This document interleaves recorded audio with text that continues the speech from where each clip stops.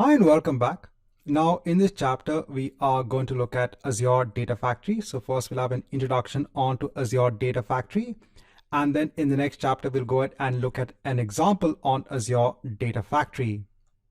So this is a cloud-based ETL tool. So that's your extract, your transform, and your load process. Here you can go ahead and create data-driven workflows. These workflows can be used to help orchestrate your data movement. It can also go ahead and transform the data that has been extracted from your source data store. Now, when it comes to the entire data factory process, so the first step is to go ahead and connect on to the required data sources. The next step is to go ahead and ingest the data from the source. You can then go ahead and perform transformation on the data in the pipeline if it is required.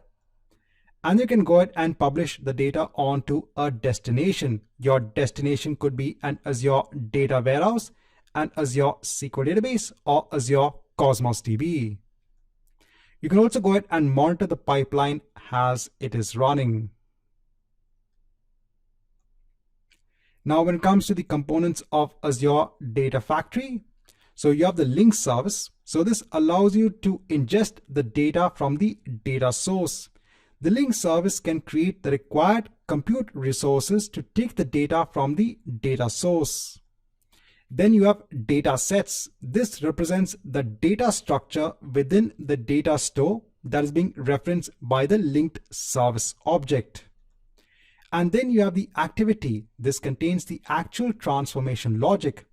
You also have simple copy activities to copy the data from the source onto the destination.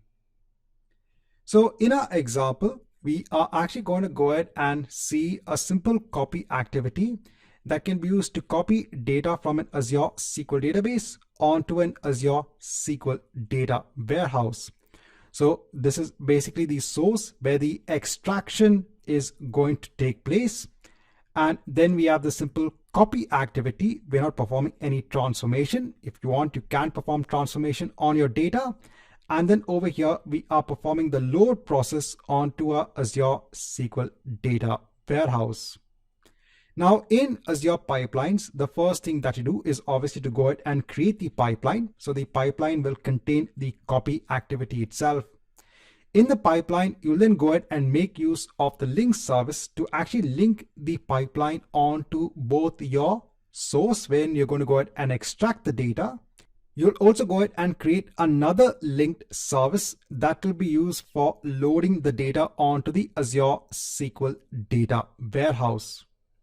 You then have the integration runtime in Azure pipelines. The integration runtime is responsible for spinning up the compute infrastructure that will be used for extracting the data, performing the transformation, and then loading the data onto the Azure SQL data warehouse.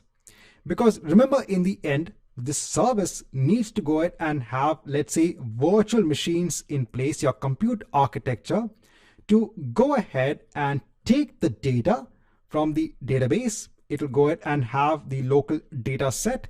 It can perform the transformation, and then it can go ahead and load the data in the SQL data warehouse.